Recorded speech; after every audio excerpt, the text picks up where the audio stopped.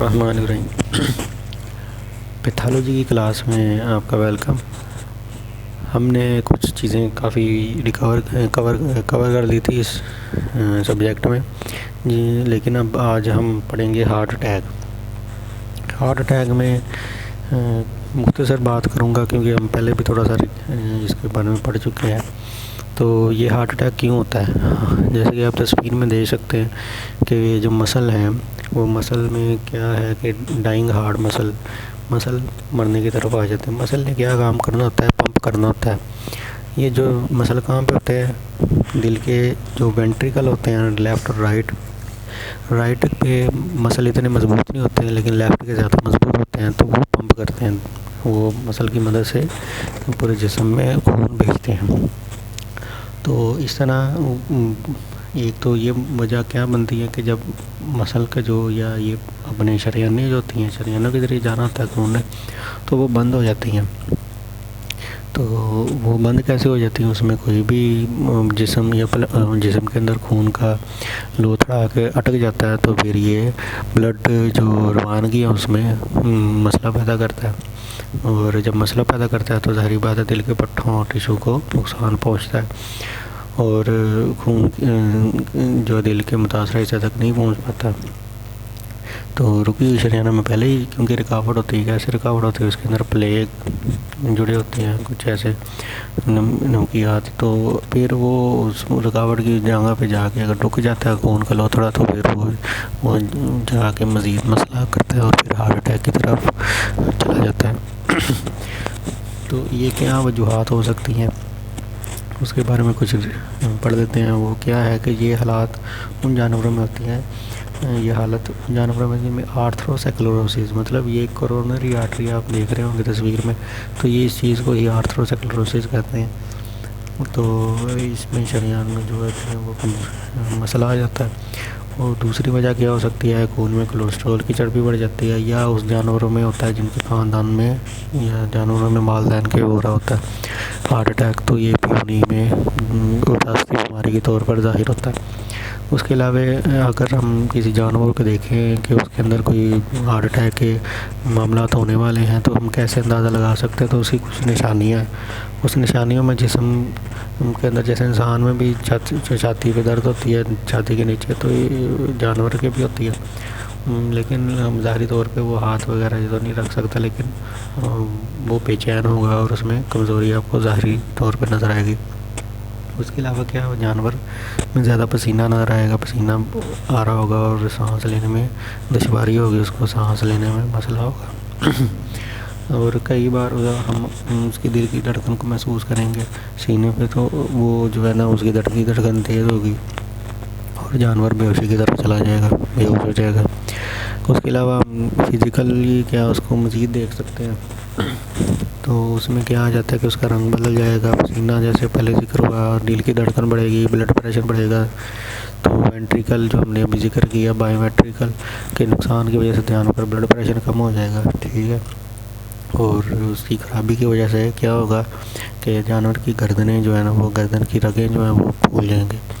इसके अलावा क्या होता है कि रील्स की आवाज़ आपको सुनाई देती है जब स्टेथोस्कोप आप फेफड़ों पे लगाते हैं, तो वो क्या वजह होती है कि उनके अंदर जो है ना पानी इन फेफड़ों के नीचे एक ही वाले हिस्से पे जमा हो जाता है। उसके अलावा फिर टेस्ट आ जाता है, टेस्ट कैसे डायग्नोज करते हैं उसको, तो दो टेस्ट ज़्यादा देखे जाते हैं जिसमें हम CK-MP लेवल इंक्रीज़ हो जाता है। ये कब होता है, जब इन्फेक्शन से वही के ब्लॉकेज हो गई है, तो वो 3 से 12 घंटे के बाद जब ब्लॉकेज होती है उससे 3 से 12 घंटे के बाद ये जो लेवल है ये इंक्रीज़ हो जाता है, ये ज़्यादा हो जाता है, इसमें इजाफा नज़र आएगा। तो इससे ज़ाहिर होता है कि वो दिल के अज़्ज़ा जो है ना वो नुकसान हो रहा है उसके अंदर। तो दूसरा लेवल क्या हो जाता है, LDH सीरम लेवल, तो वो भी ज़्यादा हो जाता है। और इसके अलावा अगर नहीं शनाख्त हो सकेगी तो मज़ीद टेस्ट जो होते हैं वो ये क्या है, ECG आप देख सकते हैं, ECG से अंदाज़ा हो जाता है। 2D एको कार्डियोग्राम है, थीलियम हार्ट स्कैन है, टाइटेनियम स्कैनिंग है, तो ये सारे टेस्ट हैं, इसके ज़रिए जानवर के दिल के मसाइल या दिल हार्ट अटैक की तरफ जा रहा है या जो मसला आ रहा है वो देखे जा सकते हैं। अब अगला टॉपिक जो मेजर आज हम पढ़ेंगे मज़ीद, वो ये है कि थ्रोम्बो थ्रोम्बोसिस। थ्रोम्बोसिस क्या होती है आप तस्वीरों में देख सकते हैं। थ्रोम्बोसिस मुख्तसर कहा जाए तो ये खून की नालियों में खून का जम जाने के अमल को थ्रोम्बोसिस कहा जाता है। खून की नालियों के अंदर नालियाँ मुख्तलिफ होती हैं, वेन्स हैं, आर्टरीज़ हैं, उसी तरह कैपिलरीज़ हैं। तो उनके अंदर जब खून की नाली के अंदर खून जम जाता है तो वो थ्रोम्बोसिस होता है। और जब जो थ्रोम्बस किसको कहते हैं कि ये लफ्ज़ है, तो थ्रोम्बस उसको कहते हैं जो खून का लोथड़ा होता है, जमा हुआ लोथड़ा होता है, उसको थ्रोम्बस कहते हैं। ठीक है। अब वजूहात क्या हैं खून के जमने में? तो वजूहात क्या हो सकती हैं? खून की नालियों की एंडोथीलियम में तब्दीली आ जाती है, एंडोथीलियम उनकी तब्दील हो जाती है। तो वो तब्दीली क्या है कि उसमें सोजिश आ गई या कोई ज़र्ब के नतीजे में ज़ख्मी हो जाए तो उस जगह पर ज़ाहिर बात है जब कोई ज़ख्म आता है तो वहाँ पे प्लेटलेट्स खून होता है, मौजूद होता है, तो वो प्लेटलेट्स एक दूसरे के साथ चिपक जाते हैं। तो प्लेटलेट्स का क्या काम होता है? खून जमाते हैं, तो वो जमने का अमल शुरू हो जाता है वहाँ पे। तो इस वजह से जो है वो खून जमना शुरू हो जाता है। तो एंडोथीलियम में ख़राबी पैदा करने के अवामिल क्या हो सकते हैं? एंडोथीलियम जो है, तो ये लेयर का नाम है एंडोथीलियम। तो आर्थरोस्क्लेरोसिस हमने पीछे भी पढ़ा है हार्ट अटैक में। तो वो खून की नाली की दीवार में कैल्शियम और क्लोरोसिन की नमकियाँ जमा हो जाती हैं, तो वो आर्थरोस्क्लेरोसिस मतलब ब्लॉकेज हो जाती है करोनरी आर्टरी के हिसाब से, उसको करोनरी आर्टरी कहते हैं। तो वो ब्लॉकेज जब हो जाती है उसकी वजह से एंडोथीलियम जो है वो ख़राब हो जाती है, तब्दील हो सकती है, और खून की नालियों की दीवार की सोजिश हो जाती है। अब ये तस्वीर में भी आप देख सकते हैं, आपको नज़र आ रहा होगा ये ब्लॉकेज उनके हैं जिस्म के नालियों के अंदर, तो खून की नालियों के अंदर, तो फिर ये ऐसे नज़र आती है। तो उसके अलावा हम जिक्र कर रहे थे क्या वजह बन सकती है एंडोथेलियम की तब्दीली में? तो ये कैंसर की खलियात का खून की नाली की दीवार में जमा हो जाना। कैंसर जो है वो कैंसर सेल होते हैं, ट्यूमर होता है, वो फिर ख़त्म नहीं होते। तो वो जाकर वहाँ पे खून की नालियों में आ गए हैं तो वो मल्टीप्लाई होंगे, ख़त्म नहीं होंगे, तो इस वजह से वहाँ पे खून की नालियों में जमा हो जाते हैं। तो वो चोट है उसकी वजह से ज़ाहिर बात है प्लेटलेट्स आके जमा होंगे, ऑपरेशन है वहाँ पे भी ज़ाहिर बात है हीलिंग के लिए आएंगे, खून के रोकने के लिए, या शदीद गर्मी सर्दी उस मामलात में। अब इसके अलावा खून के बहाव में तब्दीली क्या है? खून के बहाव में तब्दीली आती है तो भी ये मामलात हो जाते हैं, जैसे खून के बहाव का कम हो जाना या खून की रुकावट की वजह से खून के बहाव में रुक जाता है।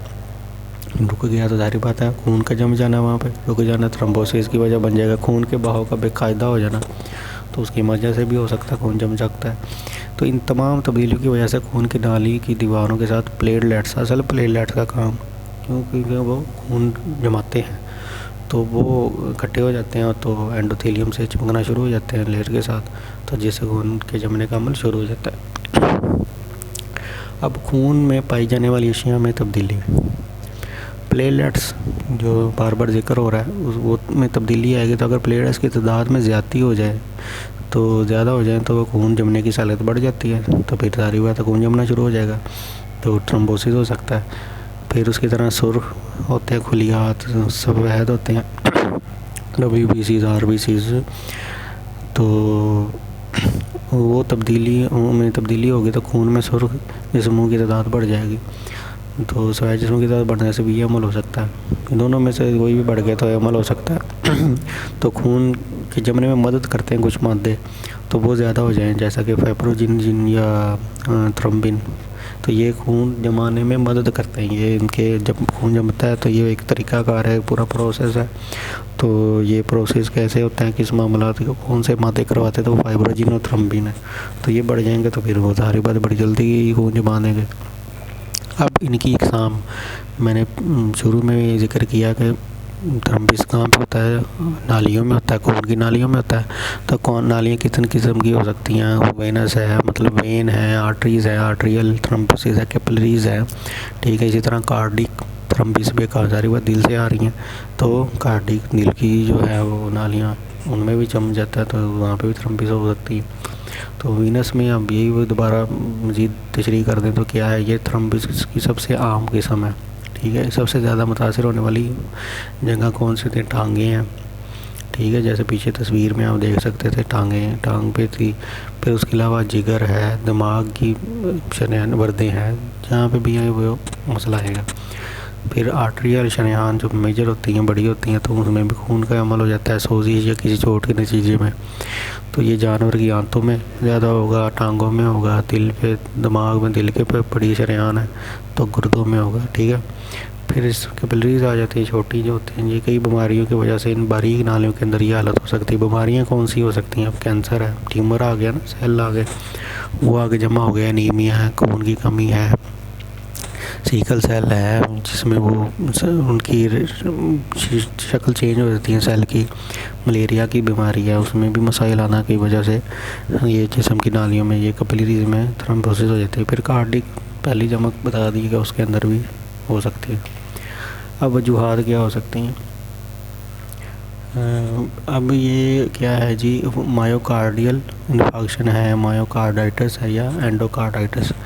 मायो लेयर है, एंडो भी लेयर है।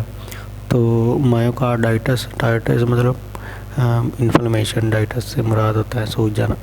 तो दिल के अज्जा जो होते हैं, अज़लात हैं, उनकी सोजिश होगी। एंडो जो है वो भी अंदरूनी तय है तो उसकी सोजिश हो जाएगी, ठीक है।